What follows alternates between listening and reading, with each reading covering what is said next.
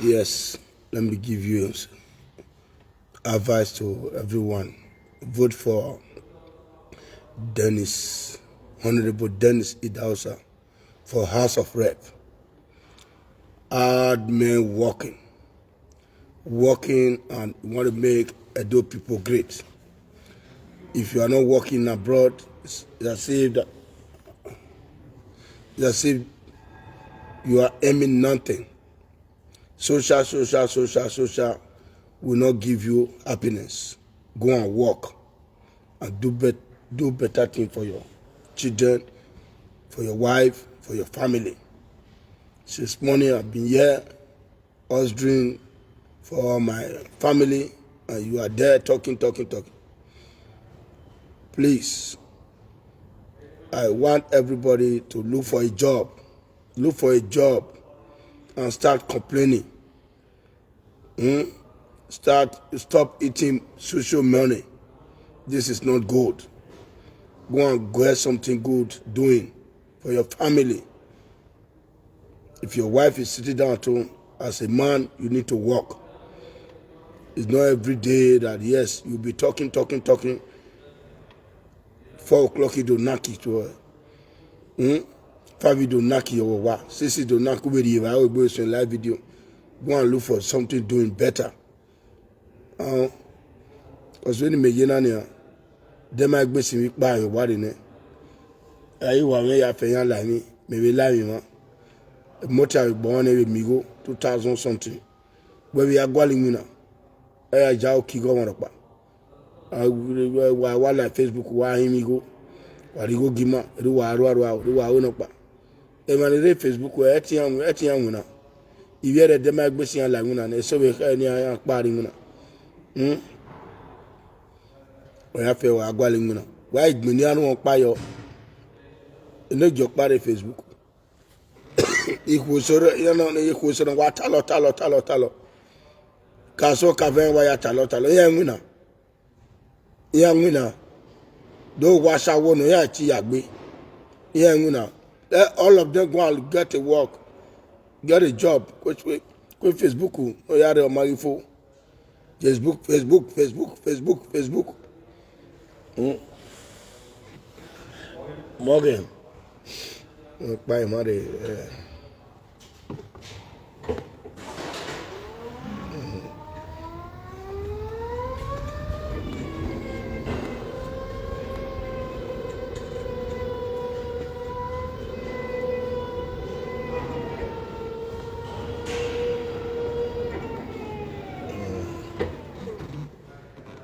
A chef will hang up by Nigeria because yeah, ma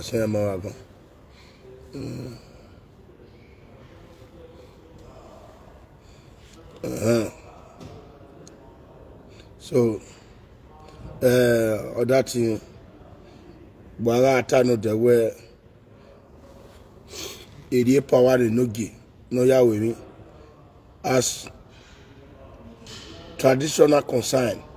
But not a traditional. You know, Chai, Iramina Arima, Iramino Biona Yaragon, on a highway, or you may Vanyoni, or you may Banyoni, or you may Veveni, or give me go ahead in it. So you're power in me, you may have Vanyoni, or you may have Banyoni, or you may have Veveni, Udere, a boy in no genude. And when I take a no get headache, but might not a tradition, you don't know what is tradition. So no give away you know a time where you will no magba. So you Gillian, you were men with power in here. Though we're Gilly with no magba, where you love it. The one in night to be one eye where yes, I get more about everything will be clear. So me a pay for water. Says my me and Bania or Karunva. So one way I make but in there no then where a lot of where no give man with that video ne don't exist. So time no there. So no give way I video ni video no gi no gi agele gay ma de na no work pay they try operation work pay or we patient no be ladia but me tebe video ni me akpe because of him not concern him he pay ma concern am pa e wan no be te concern of him yan so give me a problem but why we video ni me rock pa do we why we me rock pay play the video and let they go ka de get amuye na ne they get muye na because chef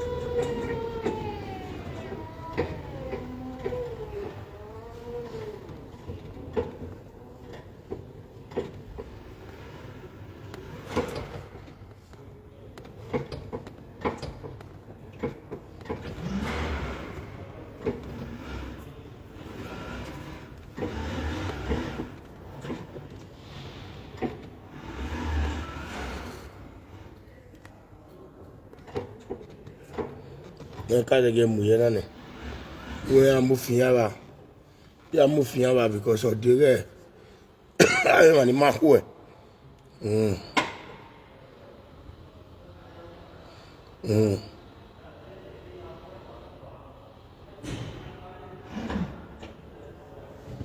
why worry yeah go down I want ma ko na u down I control or say I tell we bona myself we with manager my take it on no man tell me wo wa you kuro anwe bia anwe small start anwe ya but we body am ya we man anwe na mi bai mi go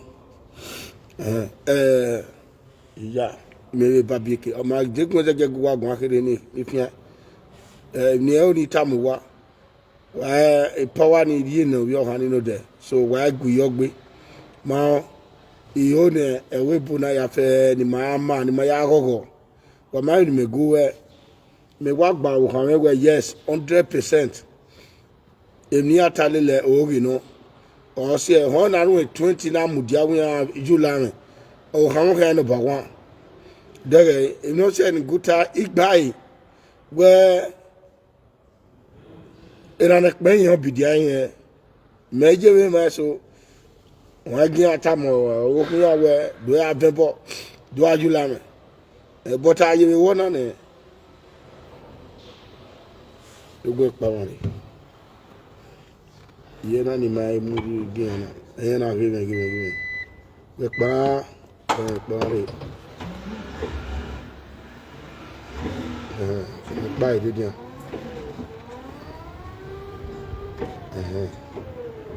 yes on a marqué et que la gagne il so ana emi we ayewe mo boladian na tie no na make na ma wale presenter wale commenter il love wa ya fe wa mudi odemeta presenter wa mudi odemeta iwe na ra igwe we bo e ti we mori mase or wari mase pagimo ya fe na duje gbimai now they respect the family man where yani ro wa di bayan ni re ewebo okwezo every day so o se ni na we gboni te we ma but wa be aluju se nwa yo ayuze nwa yo wa baba wala wa agree vote for Dennis Idahosa for House of Rep. Why love me representer era gileki enu amole vote for Honorable Dennis Idahosa gamie we all presenters wa vie ya ye ibana wa vie picture ibana wa ya we awe ni me wu no human trafficking must stop Central must stop. If you go no matter why, now, maybe before 2 o'clock, he has a ball. So anybody no one team you can call me. It's a for me you what. Mamma for me legbe on a pack and legbe. He gets there. Let's go. Nice, let's go. Come in. Yeah, I don't know where they told you because he got more he did in my lad. Thank you all.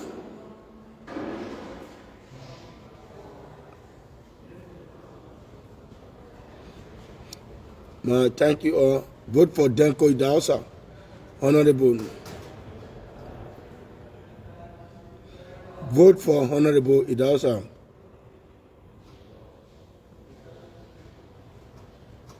Now to stay Felix. Where we are now, I will tell you now. My baby also one of Nigeria so good one. Wa who years and why bad Ijebe Ogogi Miwa. Felix a good boy and a wagmo. Oh, bad we boy now. Oh, who ye go with Cardi. Ah, Wabira Wabi, to sit down. Where you are now, Wabira Wabi, you are no glass of guava boy. No gualo na wabe. Anytime you are me, you are blocking one or soon. And to sit down. Where do you tie on here? Where am I? Why you are more? Oh, Wagmo.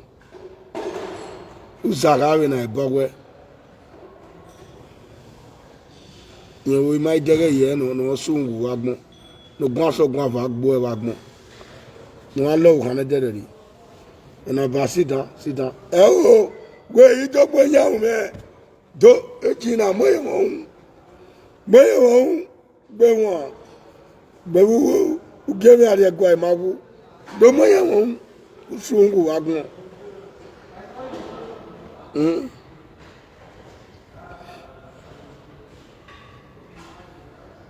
Ma, Denko is a go. Ma, Agnes, no more. Ikoya tine, egbe tine, evo tine, ijeno matine.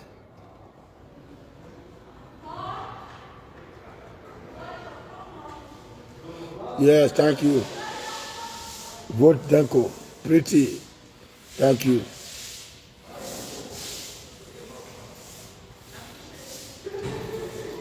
C'est Lolekia. Lolekia don't send her puppy. I be paper to the insult. Say I want to get a menak, but my yakin of Benakai. And I bring video. I know. No. Okay, bye. Bye bye.